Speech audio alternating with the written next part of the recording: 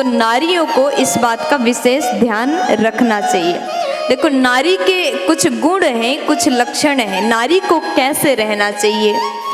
नारी जो होती है वो कर्कशाना है ना, नारी हमेशा मधुर बोले, प्रिय बोले तो बहुत अच्छा लगता है। ऐसे मधुर बोलने वाले नारी के घर में लक्ष्मी भी आ जाती है। नारी का स्वभाव मधुर हो, और जब भी रसोई घर में जाए तो रसोई घर में जाते समय भूल से भी बिना स्नान के ना जाएं। सुबह होते ही आजकल के लोग क्या करते हैं, आजकल की माताएं टाइम नहीं होता है तो पहले देर से जगे, और समय देखते बहुत ज़्यादा टाइम हो गया, बच्चों को भी स्कूल भेजना है, टिफ़िन बनाना है और पति को ऑफिस भेजना है, तो जल्दी जल्दी में 8 बजे उठ गई। और उसके बाद में कई माताओं को तो ऐसा भी देखा गया, ऐसे भी कभी कभी मिल जाते हैं, हम भी बाहर जाते हैं, बहुत से लोगों के घर में जाते हैं, तो ऐसा मैंने देखा कि एक जगह तो इतने देर हो गया, सुबह उठने के बाद में देर से उठ गए, देर से जग गए, और मुख में ब्रश है, ब्रश मंजन मुख में रखा है और चाय भी बन रहा है। अब देखो, आपके मुख में ब्रश भी रखा है और आप चाय भी बना रही हैं, और कुछ छींटा चाय पर गिर गया तो कितना बड़ा दोष है। रसोई घर में ये गलती, ऐसी गलती अगर आप करोगे तो सुख शांति चली जाएगी। अग्नि जो है, चूल्हा जो है वो पवित्र है, अग्नि देव है, वहाँ आप जूठे मुख नहीं जा सकते। कुछ खाते हुए, कुछ लोग तो भोजन बनाते हैं, चाय बनाते हैं, चाय बनाते बनाते थोड़ा सा हाथ में रख के टेस्ट भी कर लेते, चीनी सही है कि नहीं है। सब्जी बनाया, बना भी रहे, वहीं पर थोड़ा सा चख रहे हैं, नमक ठीक है कि नहीं है। ये गलती है। अगर आप रसोई घर में ये भूल करते हैं तो माँ अन्नपूर्णा आपसे नाराज हो जाएंगी। ऐसी गलती ना करें। रसोई बनाते बनाते जूठा होकर के ना बनाएं। अगर आपने कुछ खा लिया है तो हाथ मुंह जरूर धो लीजिए, जरूर कुल्ला कर लीजिए।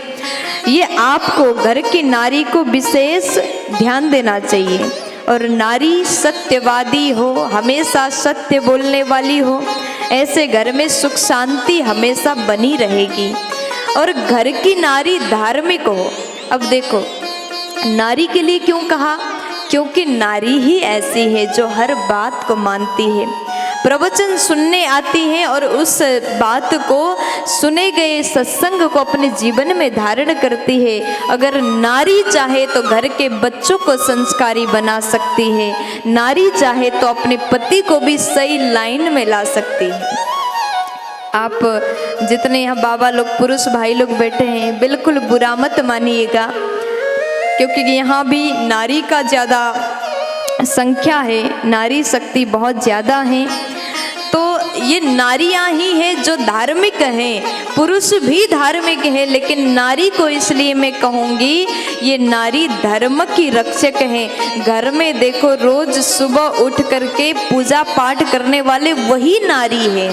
आपके घर में जब तक पूजा पाठ होता रहेगा ना, तब तक आपके घर में वैभव की कमी नहीं होगी। आप जिस स्थान में हो, जिस सम्मान आपको मिल रहा है, जो प्रशंसा, जो यश आपको मिल रहा है, वो एक नारी का देन है। अगर नारी आपके लिए व्रत ना करती, नारी आपके लिए पूजा पाठ नहीं करती, तो घर चमक ही नहीं सकता। तो नारियाँ, आपने एक धर्म को बचाने के लिए बहुत बड़ी भूमिका आपने निभाया है। तो रसोई में कुछ भूल हो जाता है, गलती हो जाता है, ये कभी ना करें। घर में अन्नपूर्णा माँ को हमेशा प्रसन्न रखने के लिए रसोई घर को हमेशा चमका कर रखें, हमेशा पवित्र रखें। स्नान के बाद ही रसोई घर में जाएं। और हाँ, ये बात और ज़रूरी है कि आपको कहना ज़रूरी है। कई बार क्या होता है कि जो 4 दिन का जो धर्म होता है, ऋतु धर्म, उस धर्म में रसोई घर में प्रवेश मना है। उस दिन में आप रसोई घर में ना जाएं, भोजन ना बनाएं। और 7 दिन, 5वें दिन में स्नान करने के बाद में 7वें दिन में स्नान करने के बाद वो नारी इतनी पवित्र होती है, इतनी पवित्र होती है, उसके हाथ के भोजन करने के लिए देवता भी तरसते हैं। तो 7वें दिन वो पवित्र होते हैं, उस दिन आप रसोई घर में जा सकते हैं। नारी अपने मन में सेवा का भाव लाएं, पवित्रता का विशेष ध्यान दें। ऐसी नारी घर के किस्मत को बदल सकती है। अगर माताओं में ये गुण हो तो घर में सुख शांति समृद्धि हमेशा बनी रहती है। प्यार से